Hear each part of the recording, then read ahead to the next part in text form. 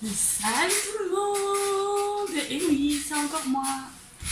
Alors, il y a quelques mois de ça, je vous avais parlé de ma première grossesse, celle de Nathan, qui est juste ici, là.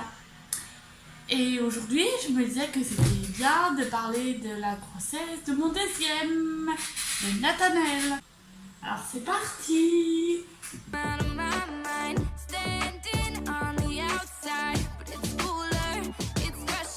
Alors tout d'abord, j'ai appris que j'étais enceinte le 30 novembre. Il faut que vous sachiez qu'auparavant, j'avais fait un test de grossesse qui s'est révélé négatif. J'étais en stage et malgré le stage, j'arrêtais pas de vomir. J'étais obligée d'arrêter le stage parce que j'avais des crampes au ventre. C'était horrible, j'étais pliée en deux, je faisais que de vomir. En plus, j'étais en stage dans la cuisine, alors c'était pas vraiment... Voilà, c'était pas vraiment hygiénique. Du coup, on m'a demandé de rentrer chez moi. Du coup, je suis rentrée chez moi. J'étais en colocation, entre autres. Et du coup, la meuf qui est en colocation avec nous m'a dit, si le test de grossesse n'a pas marché, pourquoi ne pas essayer de faire une prise de sang? Je fais, mais non, je vais réessayer un test de grossesse, ça peut que marcher. Le lendemain matin, j'ai refait un test de grossesse. Il s'est révélé négatif. Je me suis dit, Océane, c'est pas possible. Quoi, t'as mal au ventre, tu fais que de vomir, t'as plus d'appétit, t'as les mêmes symptômes que Nathan. Du coup, j'ai écouté la meuf, j'ai été faire une prise de sang. Et quelques jours après, je crois que c'était 3 jours après, j'ai su que j'étais enceinte. Voilà, sur le papier, j'ai vu que j'étais enceinte. Je l'ai pas dit à mon chéri tout de suite parce que je voulais lui faire une surprise. Du coup, la deuxième personne au courant, c'était ma grande sœur. Comme pour Nathan, toujours ma grande sœur. Hein. Du coup, je lui ai dit, je lui ai demandé si elle pouvait m'aider à organiser une petite surprise pour mon chéri. Du coup, elle a mis dans le secret son chéri, Ludovic. Et moi, j'ai mis mon meilleur ami dans le secret, la cohésion. Du coup, Ludovic et Jordan, mon meilleur ami, ils étaient là pour occuper mon chéri. 3 novembre non, qu'est-ce que je dis? Le 6 décembre, excusez-moi. Ils ont occupé mon chéri le 6 décembre chez Ludovic. Alors ils l'ont occupé, on a fait genre qu'ils devaient garder Nadia parce que moi et Mélina on devait faire un truc important en ville et tout ça. Alors que non, pas du tout. Nous avons acheté des petits cadeaux. De toute façon, je vous mettrai quelques photos là, chaque fois. Quelques photos, pas toutes, mais quelques-unes de sa réaction, de tout ça. Et du coup, voilà, en arrivant chez Mélina, on a dit à mon chéri de fermer les yeux. Alors il a fermé les yeux. Je lui ai tendu les cadeaux. Et sa réaction, faut savoir que déjà, mon conjoint est quelqu'un qui ne pleure jamais. Mais jamais, jamais, jamais. Du coup, je lui ai offert les cadeaux. Alors, il y avait un bavard où c'était écrit le plus beau cadeau, c'est moi. Les résultats de ma prise de sang. Et 2 body. Je sais plus ce qu'il y a écrit dessus. Ce qu'il y avait écrit dessus. Mais dans tous les cas, on n'a plus jamais lui mettre. Vous saurez après pourquoi. De toute façon, je vous dirai tout à la fin. Et j'ai pris 2 body à moi. Du coup, voilà, on a fait la surprise. Il était tout ému, tout le monde était content, c'était la joie. Dès que je l'ai annoncé à mon chéri, en fait, c'était au tour de ma jumelle. Alors elle était contente, hein. C'était comme pour Nathan, elle était super contente pour moi. Enfin voilà. Ensuite, le week-end qui a suivi, c'est-à-dire, je crois que c'était le samedi 8 décembre. Le matin, j'ai appelé ma mère pour lui annoncer, elle était contente, enfin voilà. Elle commençait à avoir l'habitude. Hein. Après, l'après-midi, j'ai été voir mon père avec sa compagne. Je leur ai annoncé ma grossesse. Et mon père a répondu comme pour Nathan, bon t'as plus qu'à faire péter le champagne. Du coup voilà, après déjà déjà pour Noël, je n'ai toujours pas eu de saumon car j'étais encore enceinte, comme le Noël précédent. Le 1er janvier, je l'avais fêté chez ma mère. Tout s'était bien passé, j'étais pas avec mon chéri. Il était resté chez nous. Je suis partie que 3 jours chez ma mère de toute façon. Alors, je faisais malaise sur malaise. Fallait savoir que j'étais très fragile pendant cette grossesse-là.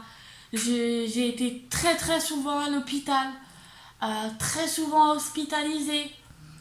Mais voilà, j'ai essayé de rester forte, de pas lâcher, de pas craquer, parce que c'était très dur, c'était une grossesse quand même assez difficile pour moi. Après, je sais qu'il y a d'autres mamans qui ont vécu des grossesses encore plus difficiles que moi, bien sûr, parce que c'est pas vraiment catastrophique ce que j'ai vécu, c'était juste des petits malaises et tout ça. J'étais en manque de sucre, en manque de vitamines, en manque de viande rouge. Enfin, c'était en manque de plein de choses. Et c'est pour ça que mes malaises étaient très très souvent là. Après, 3-4 mois après, j'ai appris que ma jumelle était enceinte. Alors j'étais trop contente. Malgré que quand elle nous l'a annoncé, moi et elle, on était en froid. Même si j'étais en froid avec elle, j'étais super contente pour elle. Je me disais, enfin, voilà, parce que je savais dans tous les cas que j'allais être la marraine, parce que on se l'est toujours dit que nos premiers enfants, ça allait être l'une et l'autre la marraine. Du coup, j'étais tellement contente. Là, à l'heure actuelle, il est déjà né. Il a 1 semaine et 2 jours, je crois, si je compte bien. Alors, la première échographie, je m'en rappelle, c'était le 14 janvier 2019, la première fois que mon chéri voyait son enfant. Je pensais avoir une petite fille. Mais bon, j'ai eu un petit bec. Mais bon, ça, je l'ai su le 25 mars, que j'ai eu un petit garçon. Le 25 mars, justement, il y a eu ma mère. J'ai fait une échographie en 3D. C'était tellement magique, c'était tellement beau, parce que pour Nathan, j'ai pas eu ça, malheureusement, ils me l'ont pas fait. Mais là, voir une échographie en 3D, franchement, je trouve ça super beau, parce que tu vois pas très bien ton enfant, mais tu vois ton enfant, tu vois mieux qu'en échographie 2D. En fait, c'est tellement beau.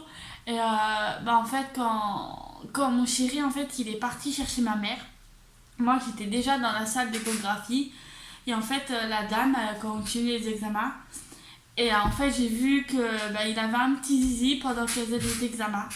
J'ai rien dit, je me suis tue. Ouais, enfin bref, j'ai rien dit, voilà.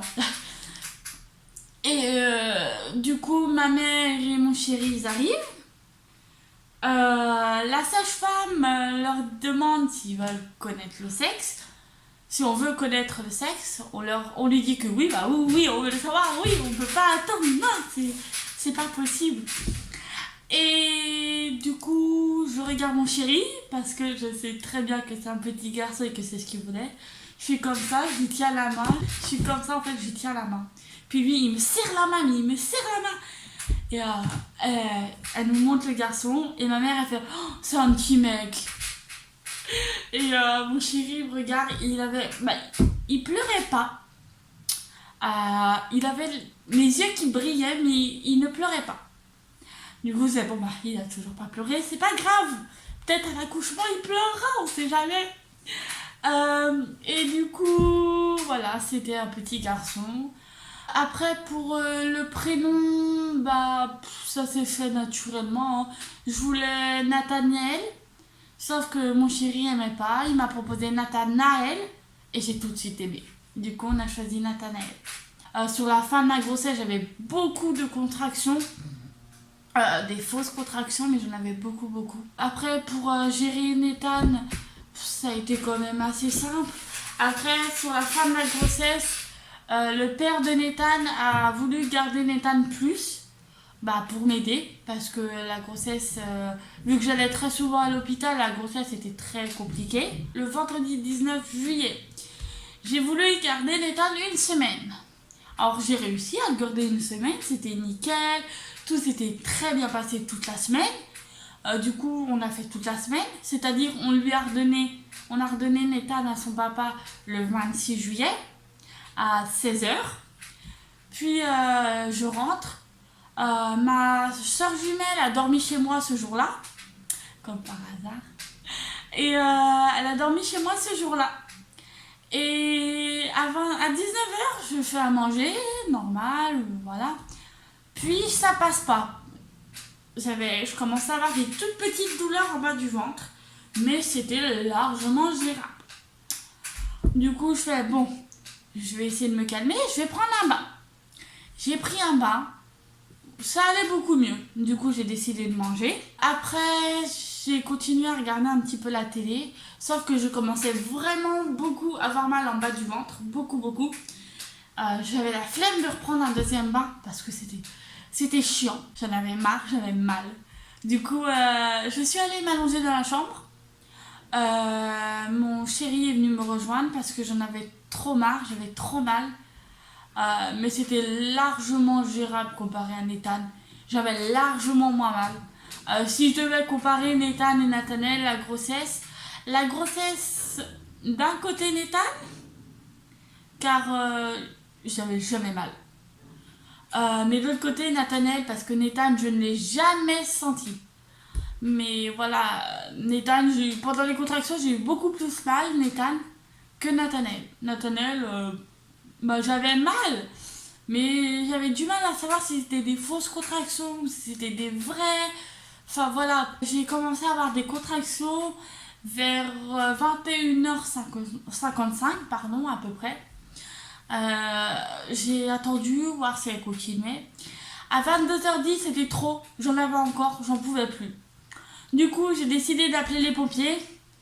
Le service était plein, ils ne pouvaient pas se déplacer, ils n'avaient plus de camion. Du coup, j'ai appelé les ambulances. Ils étaient pleins, ils n'avaient plus de camion, ils n'étaient pas disponibles. Enfin voilà, personne ne pouvait venir me chercher, c'était la catastrophe. Il était tard, je ne savais plus qui appeler. Du coup, au dernier secours, j'ai appelé mon père. J'ai dû l'appeler 3-4 fois parce qu'il dormait, il avait travaillé en plus la veille. Il avait travaillé. Et malgré ça, en fait, il m'a quand même emmené. Vous allez dire, c'est normal, oui.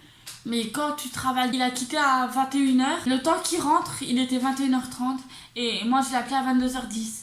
Du coup, il n'a pas trop eu le temps de manger. On a essayé de l'appeler, d'insister, d'appeler sa conjointe.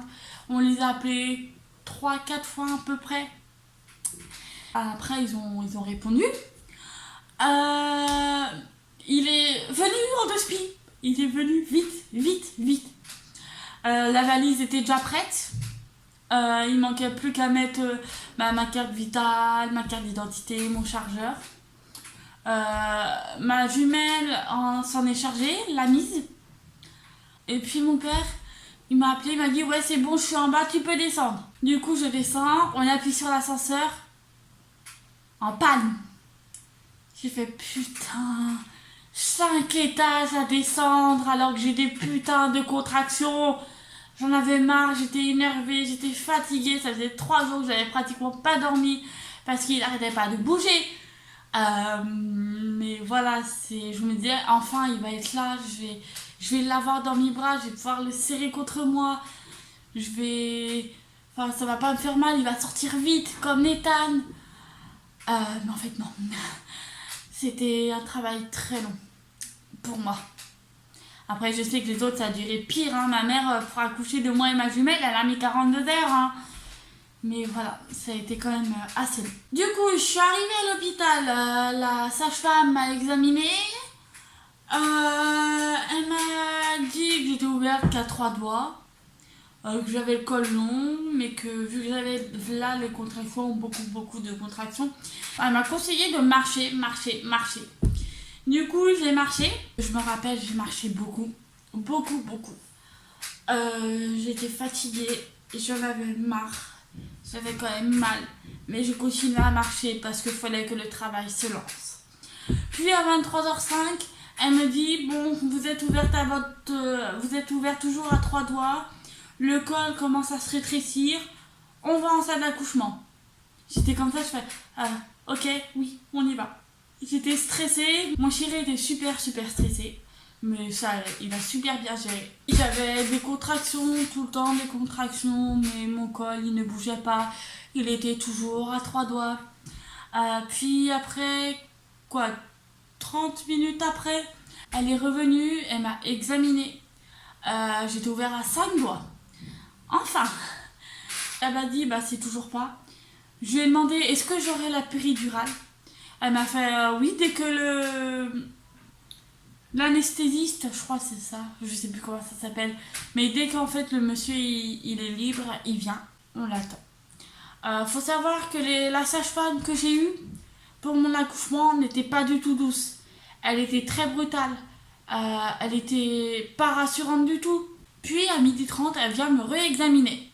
J'avais toujours pas bougé, j'étais toujours à 5 doigts. Le travail se faisait tout doucement. Elle m'a dit que ça allait prendre sûrement quelques heures. J'ai fait oh putain, j'en pouvais plus. Du coup, je lui ai redemandé quand est-ce que le mec pour la péridurale allait venir. Parce que ça faisait quand même un petit bout de temps que j'attendais. Et que je voulais la petite péridurale, moi, pour me soulager un peu. Elle m'a dit, il va pas tarder, il devrait arriver. Du coup, j'étais soulagée, je regardais mon chéri, j'étais tellement contente, j'étais heureuse, voilà. Puis à 12h40, j'en pouvais plus, j'avais des douleurs trop fortes. J'avais comme une envie, désolée de l'expression, mais j'avais comme une envie de pousser comme si pour faire la grosse commission. J'avais envie de pousser. Du coup, j'ai demandé à mon conjoint qu'il appelle les infirmières. Elles m'ont dit, bon bah madame, vous aurez pas de péridurale, le bébé arrive. J'étais comme ça, j'ai fait, comment? Mon chéri m'a répondu, il a fait, tu ne vas pas avoir de péridurale. J'ai regardé, et j'ai pleuré. Je vous assure qu'à ce moment-là, j'ai pleuré. Parce que 1 heure auparavant, j'avais demandé si le mec de la péridurale allait venir. On m'a dit qu'il allait venir. Il n'est jamais venu. Du coup, j'ai accouché sans péridurale. J'étais stressée. J'étais là, je regardais mon chéri, je disais, je ne veux pas accoucher. Je ne veux plus accoucher, mais je ne veux pas accoucher sans péridurale. Mon conjoint m'a regardé, m'a tenu la main, il m'a dit regarde-moi. Je l'ai regardé droit dans les yeux. Il m'a dit tu vas y arriver, t'es forte. J'ai regardé et puis j'ai commencé à faire le travail. Voilà, j'ai commencé à pousser. C'était très très très compliqué. J'ai commencé à pousser à 12h40 et à 1h28, il est arrivé. Il était sorti. J'étais soulagée, j'en avais marre, j'en pouvais plus, j'étais fatiguée, je n'avais plus de force. Mon chéri ne se sentait pas bien, il est sorti quelques secondes. Il est sorti quoi, 5 secondes, même pas. Les sages-femmes, elles l'ont sorti, elles l'ont posé sur moi. Avant de couper le cordon, elles l'ont posé sur moi, contre moi. J'ai eu quoi, le temps qu'elles coupent le cordon. Parce que elles n'ont pas été chercher mon conjoint pour lui demander s'il voulait couper le cordon. Alors il est arrivé dans la pièce, elle était en train de le faire. J'étais pas contente parce que avant qu'elle coupe le cordon, elles m'ont regardé. Elles m'ont dit vous voulez couper le cordon? J'aurais fait non, je ne me sens pas capable. J'étais fatiguée, j'étais épuisée. Elle était là en train de me dire coupez le cordon madame, c'est très facile, tenez, coupez. Et elle insistait en fait, elle insistait beaucoup et en fait ça m'énervait parce que je ne me sentais pas capable de le faire. Et en fait, elle le faisait. J'avais l'impression qu'elle le faisait exprès parce que, on va dire que cette sage-femme-là, elle m'a traumatisée parce qu'en fait, vu que j'ai pas eu de péridurale, elle m'a mis un masque pour me recoudre parce que elle m'a recousu de 4 fils. Et en fait, pour me recoudre, elle m'a mis un masque qui était censé me paralyser le bas du corps. Sauf que ça m'avait paralysée jusqu'au ventre. Je sentais la douleur. Je sentais tout. Je pouvais pas bouger, mais je sentais tout. J'entendais tout. Alors ça, c'était le plus horrible parce que j'entendais tout. J'étais impuissante à ce qu'elle disait. Je pouvais rien faire. Tout simplement, elle était en train de dire comme quoi que franchement, c'était exagéré d'avoir une fille comme moi en train d'accoucher sans péridurale. Que la péridurale, c'était rien. Que c'était hyper facile d'accoucher sans péridurale. que c'était hyper facile d'accoucher sans péridurale, que j'étais vraiment une bonne à rien, qu'en gros je ne servais à rien. Quand elle me recousait, j'avais hyper mal quand elle me recousait parce que j'avais pas de péridurale, du coup je sentais tout. Elle était là en train de se moquer de moi parce que j'avais hyper mal. Et oui, j'ai les larmes aux yeux quand je dis ça parce qu'en fait c'est très choquant d'entendre ça de la part d'une professionnelle qui est censée être là, professionnelle qui est censée être là pour réconcilier une maman, pour l'aider. En fait, non, elle était là en train de me rabaisser. C'était vraiment horrible. Du coup, quand j'ai accouché, mon chéri a tout fait pour virer cette personne. Malheureusement, elle est toujours là parce que cette sage-femme s'est aussi occupée de ma jumelle. Elle a été vraiment ignoble. Aussi envers ma jumelle. Je pense que c'est une mauvaise sage-femme. Franchement, je critique pas les gens, mais pour ne pas rassurer les personnes qu'elle accouche, pour les critiquer, pour les rabaisser, franchement, c'est pas joli. Mais voilà, après, tout au long du séjour, ça s'est bien passé. Mais voilà, sans compter que j'ai pas eu péridurale et sans compter la sage-femme qui était mauvaise, c'était un magnifique accouchement. Mon chéri n'a pas pleuré. Malheureusement, il n'a pas pleuré. Mais voilà, j'ai accouché d'un bébé à 1h28 qui pesait 4 kg 560 pour 54 cm. Tout ça sans péridurale. J'étais super contente. Et voilà, du coup, j'ai accouché, j'avais 18 ans, 2 enfants. J'ai eu quand même beaucoup de critiques, mais toujours des critiques dans le dos. On ne me le disait pas en face. Mère à 18 ans de 2 enfants, je sais que ça choque beaucoup de personnes, mais c'est un choix personnel que j'ai fait, je l'ai voulu.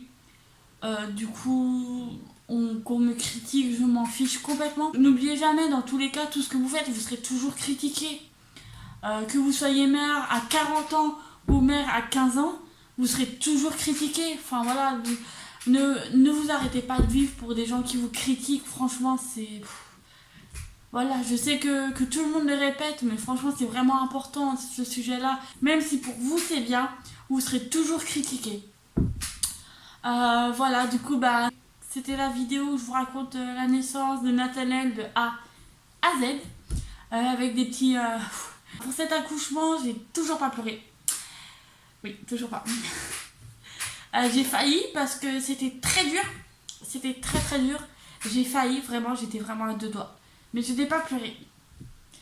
Voilà, si cette vidéo vous a plu, n'hésitez pas à vous abonner, à rejoindre la famille, à activer la petite cloche aussi, pour ne rater aucune de mes vidéos.